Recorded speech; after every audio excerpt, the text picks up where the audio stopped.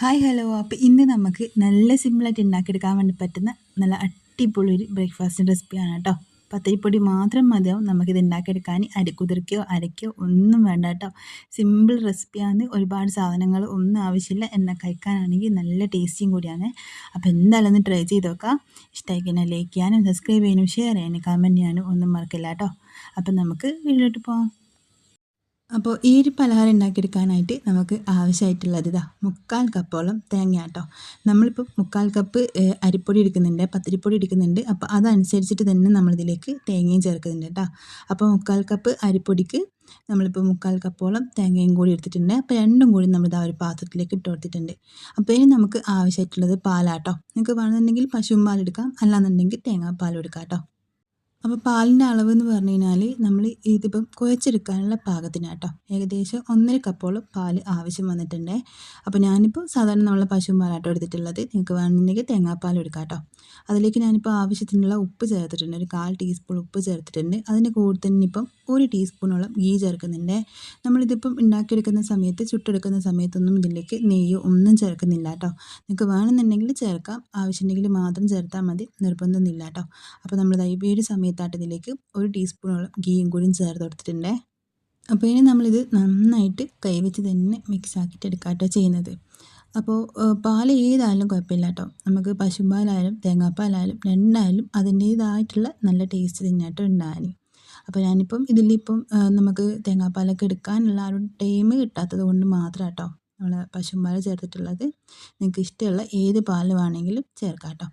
അപ്പോൾ നന്നായിട്ട് ഇതുപോലെ ഇങ്ങനെ മിക്സ് ആക്കിയിട്ട് എടുക്കാം. എന്നിട്ട് നമുക്ക് സ്പൂൺ വെച്ചിട്ട് കോരിയെടുത്തിട്ട് നമ്മൾ ദോശക്കല്ലിലേക്ക് വെച്ചിട്ടൊന്ന് പരത്തിയെടുക്കാനുള്ള പാകം. നല്ല ലൂസായി പോകാനും പാടില്ല, എന്നാൽ നല്ല ടൈറ്റിലുണ്ടാകാനും പാടില്ല കേട്ടോ. അപ്പോൾ ഇതിലേക്ക് ഞാനിപ്പോൾ 1 ടേബിൾ സ്പൂൺ വെള്ളവും കൂടി ചേർക്കുന്നുണ്ട്. അതും കൂടി ചേർത്ത് കൊടുത്തിട്ട് ഒന്നുകൂടി ഒന്ന് ലൂസാക്കിയിട്ട് എടുക്കുന്നുണ്ട്. ഒരുപാട് ലൂസാക്കിയിട്ട് നമ്മൾ ദോശമാവിൻ്റെ പാകത്തിനൊന്നും ആക്കേണ്ടതില്ല. അപ്പോൾ നമുക്ക് സ്പൂൺ വെച്ചിട്ട് കോരിയെടുത്തിട്ട് പരത്തിയെടുക്കാനുള്ള ആ ഒരു പാകം അതാട്ടോ വേണ്ടുന്നത്.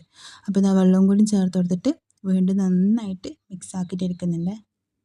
അപ്പോൾ ഇപ്പോൾ ആ സംഭവം നമ്മൾ നന്നായിട്ട് മിക്സ് ആക്കി എടുത്തിട്ടുണ്ട്. നമ്മൾ മാവ് റെഡിയാക്കി ഇട്ടിട്ടുണ്ട്. ഒരുപാട് സമയമൊന്നും എടുക്കില്ല, പെട്ടെന്ന് റെഡിയാക്കി എടുക്കാനും പറ്റും കേട്ടോ. നമുക്ക് സാധനം കുറച്ച് മതി, സമയം കുറച്ച് മതി, പെട്ടെന്ന് നല്ല ടേസ്റ്റി ആയിട്ടുള്ള ബ്രേക്ക്ഫാസ്റ്റ് ഉണ്ടാക്കിയെടുക്കാൻ വേണ്ടി പറ്റുമേ. അപ്പം നമ്മളിതൊരു ദോശക്കല്ല് വെച്ചിട്ട് ഒന്ന് ചൂടാക്കിയിട്ട് എടുത്തിട്ടുണ്ട്. എന്നിട്ട് മീഡിയം ടു ലോ ഫ്ലെയിമിലേക്ക് മാറ്റി കൊടുത്തതിന് ശേഷം കേട്ടോ നമ്മൾ ഇതുപോലെ ഇങ്ങനെ ഒരു സ്പൂണിൽ മാവ് എടുത്തിട്ട് അതിലേക്ക് വെച്ച് കൊടുക്കുന്നത്.